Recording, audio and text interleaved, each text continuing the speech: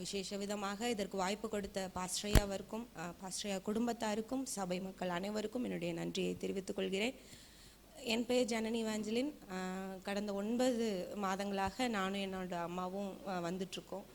சபைக்கு எப்படி எங்களுக்கு தெரிஞ்சதுன்னா, அம்மா கூகுளில் இங்கே திருமங்கலத்துக்கு வந்து கொஞ்ச நாள் சர்ச்சுக்கு போகாமல் இருந்தோம் எங்கன்னு சரியாக தெரியாததுனால. அப்புறம் கூகுளில் பார்த்துட்டு நானும் அம்மாவும் அம்மா இங்கே தான் ஃபஸ்ட்டு பார்த்துட்டு கூட்டிகிட்டு வந்தாங்க.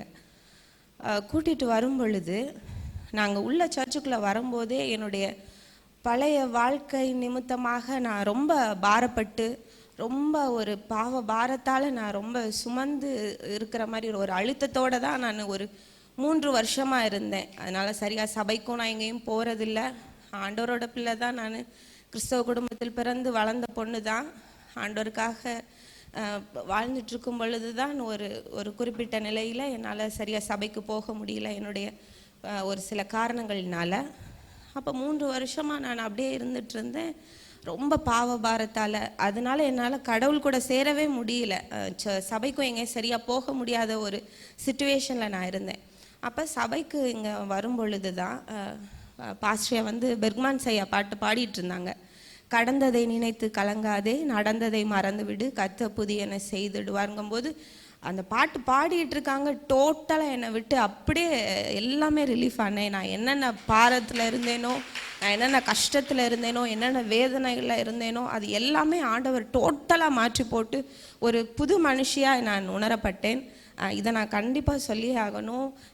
இது நான் உங்களை யாரும் முகஸ்துதிக்காகவோ இல்லை, யாருடைய முகஸ்துதிக்காகவோ இல்லை, ஆண்டவர் நம்ம நிறைச்சதை நான் அடைஞ்ச நன்மைகளை நான் வந்து கண்டிப்பாக சொல்லியே ஆகணுங்கிற விதமாக தான் இதை சொல்கிறேன். நீங்கள் எல்லோரும் எங்களை வெல்கம் பண்ண விதமும் ரொம்ப வித்தியாசமாக இருந்தது. நான் எந்த சபையிலையும் நான் அப்படி பார்த்தது கிடையாது.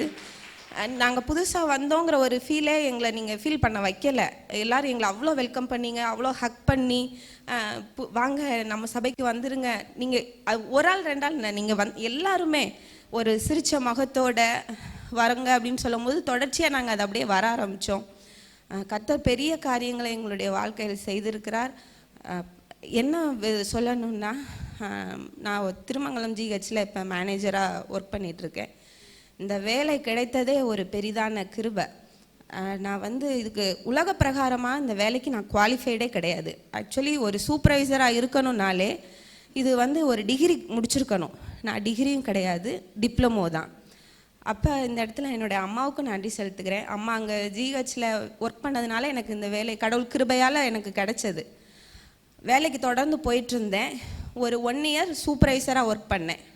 கர்த்தரோட பெரிதான கிருபையினால் 1.5 வருஷத்துக்குள்ளே எனக்கு ப்ரொமோஷன் ஆண்டவர் கிடைக்க உதவி செய்தார். மேனேஜராக சூப்பர்வைசராக இருந்தவங்கெல்லாம் வந்து MCA டிகிரி எல்லாம் முடிச்சிருந்தாங்க. கர்த்தர் ஆனால் அந்த இடத்துல அதுக்கு குவாலிஃபைடே இல்லாத என்னை வந்து மேனேஜராக கர்த்தர் உயர்த்தி வச்சதற்காக நான் இந்த இடத்துல கர்த்தருக்கு நன்றி செலுத்துக்கிறேன். இதை நான் ரொம்ப நாள் சாட்சியாக சொல்லணுமே இது எப்படி சொல்கிறதுன்னு நினச்சிட்டு இருந்தேன். கர்த்தர் இந்த இடத்த அதுக்கு கொடுத்துருக்காருங்கும் போது ரொம்ப சந்தோஷமாக இருக்குது. அப்போ வேலை பார்த்துட்டு இருந்தேன். 3 வருஷமாக தொடர்ச்சியாக மேனேஜராக ஒர்க் பண்ணிகிட்டு இருந்தேன். எனக்கு திருமங்கலத்தில் இங்கே மேரேஜ் ஆகிட்டு திருமங்கலத்துலேருந்து ஸ்ரீவில்லிபுத்தூர் போயிட்டுருந்தேன். 1 இயராக தொடர்ந்து போயிட்டுருந்தேன். என்னால் ட்ராவல் பண்ண முடியலன்னு சொல்லிட்டு அங்கேயே ரெண்ட்டுக்கு இருந்துட்டோம். அங்கே தான் கொஞ்ச நாள் இருந்தேன். எங்கேயும் சபைக்கு போகல, எதுவும் பண்ண முடியல. அப்புறம் இங்கே தெரிஞ்சு வந்ததும் ஸ்ரீவில்லிபுத்தூர்லேருந்து தான் வந்துட்டு இருந்தேன். நான் வருவேன், சபைக்கு வந்துட்டு அப்படியே கிளம்பிடுவேன். மாமியார் வீடு இங்கே இருக்குங்கிறதுனால சில நேரம் இங்கே லீவ் இருந்தால் நானும் ஹஸ்பண்டும் இங்கே வந்துடுவோம். இல்லைன்னா நான் சர்ச் முடிச்சுட்டு திருப்பி ஸ்ரீவில்லிபுத்தூர் தான் போகணும். நான் ஒரு 2 மாதமாக தொடர்ந்து பாஸ்டிங் ப்ரேயருக்கு வந்துட்டு இருந்தேன். பாஸ்டிங் ப்ரேயர் வந்தால் கர்த்தர் வந்து ஸ்பெஷல் கிஃப்ட் கொடுப்பாரு, நம்ம கேட்காததெல்லாம் கொடுப்பாருங்கும்போது அது என்ன சந்தோஷமாக இருக்குன்னா, எதிர்பார்க்கவே இல்லை. நான் வந்து மேரேஜ் ஆனப்போ தான் எதிர்பார்த்தேன் எனக்கு இங்கே ட்ரான்ஸ்ஃபர் கிடைக்கணும்னு சொல்லிட்டு. அதுக்கப்புறம் அது அவ்வளோவா கிடைக்காது அப்படிங்கிற மாதிரி தெரிஞ்சது. அதை நான் அப்படியே விட்டுட்டேன். நான் அந்த ட்ரான்ஸ்ஃபர் விஷயத்தே மறந்துட்டேன். இப்போ இந்த மந்த்து வந்தது தான் 3ஆவது மாதம் தொடர்ச்சியாக பாஸ்டிங் ப்ரேயர் வரேன். ஆனால் 2ஆவது மாதத்துலே எதிர்பார்க்கவே இல்லை, இங்கே உள்ள மேனேஜர் எனக்கு கால் பண்ணி, நான் இந்த மாதிரி தேனி மெடிக்கல் காலேஜ் போகிறேன் மேடம், நீங்கள் வேணால் ட்ரை பண்ணுங்கள் திருமங்கலம் ஜிஹெச்சுக்கு அப்படின்னாங்க. நானும் என்னோடய ப்ராஜெக்ட் ஹெட்டிட்ட பேசினேன். அடுத்த நிமிஷமே வந்து கண்டிப்பாக வரலாமா, உங்களுக்கு கொடுத்துட்றோம் அப்படின்னு சொல்லிட்டு கர்த்தர் ட்ரான்ஸ்ஃபர் எனக்கு இங்கே கொடுக்க உதவி செய்ய. அது என்னன்னா, இது கண்டிப்பாக இது ஒரு ஸ்பெஷல் கிஃப்ட்டு. நான் பாஸ்டிங் ப்ரேயருக்கு வந்து இவ்வளோ ஒரு ஸ்பெஷல் கிஃப்டெல்லாம் கிடைக்கும் நான் எதிர்பார்க்கவே இல்லை. அது அந்த நான் வந்து ட்ரான்ஸ்ஃபரை சுத்தமாக மைண்ட்லேயே இல்லை, அதை மறந்தே போயிட்டேன். சரி, சர்ச்சுக்கு வந்துட்டுருக்கோம், சந்தோஷமாக இருக்குது இந்த சபைக்கு வர்றது அப்படின்னு சொல்லிட்டு நான் தொடர்ச்சியாக எப்படினாலும் வந்துடலாம் அப்படிங்கிறதுல இருந்தேன். ஆனால் கர்த்தர் வந்து இவ்வளோ ஒரு இதை கொடுப்பாருன்னு நான் எதிர்பார்க்கவே இல்லை. கர்த்தருக்கு நான் இந்த விதத்தில் நன்றியை செலுத்துகிறேன். நாங்கள் இங்கே வர்றது இன்னொரு விஷயம் என்னென்னா, நான் ஸ்ரீவிழுத்தூரில் ஒர்க் பண்ணும்போது கொஞ்சம் ஒர்க் ப்ரெஷர் இருந்தது, ஃபினான்ஷியலாகவும் ரொம்ப ஸ்ட்ரகிள் ஆனோம்.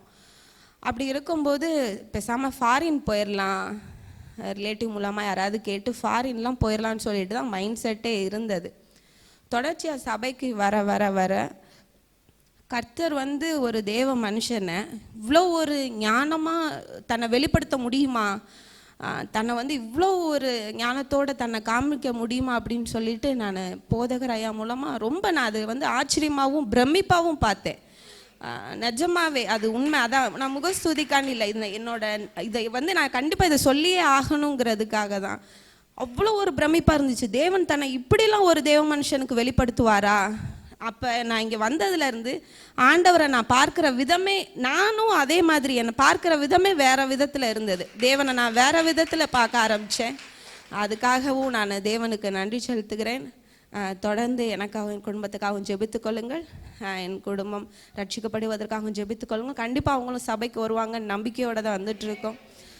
ரொம்ப பாஸ்டர்மாவுக்கு ஸ்பெஷல் தேங்க்ஸ் சொல்லணும். அவங்க என்னை அவ்வளோ கேர் பண்ணி பார்த்துக்கிட்டாங்க, அவ்வளோ விஷயமா நல்லா பார்த்துக்கிட்டாங்க. நீங்கள் அது வந்து அந்த வேர் வந்து நம்ம எல்லாருக்குள்ளே இருக்கிறதுனால நம்ம யார் நம்ம எல்லோரும் பேசிகிட்டு இருந்தாலுமே இப்போ நான் கஷ்டமாக இருக்கேன்னு உங்ககிட்ட ஷேர் பண்ணால், ஆமாம் எனக்கும் அதே கஷ்டம்தான், இங்கே யாரும் புலம்புறதை நான் பார்த்ததே இல்லை. இப்போ நான் கஷ்டத்தில் இருக்கேன்னா ஆண்டவர் கண்டிப்பாக மாற்றுவார், கவலைப்படாதீங்க, கர்த்தர் நிச்சயமாக இதெல்லாம் பதில் தருவார் அப்படின்னு வார்த்தையை தான் நான் நம்ம சபையில் கேட்டிருக்கேனே தவிர, ஒருத்தர் புலம்பும் போது ஆமாங்க எனக்கும் இதே பிரச்சனை தாங்க என்னங்க பண்ணுறது அப்படி நான் நிஜம், இது உண்மை. யாரோட வார்த்தையும் நான் அப்படி கேட்டதும் கிடையாது. அது வரைக்கும் நான் ஆண்டவர் இந்த சபையை கொடுத்ததுக்காக நான் ரொம்ப சந்தோஷத்தோடு இந்த இடத்துல இருக்கிறேன். கர்த்தர் என்னை இந்த இடத்துல வச்சது தெரிஞ்சு கொண்டதுக்காக நான் கடவுளுக்கு நன்றி செலுத்துகிறேன். கர்த்தர் தாமே இந்த சாட்சியை ஆசீர்வதிப்பாராக.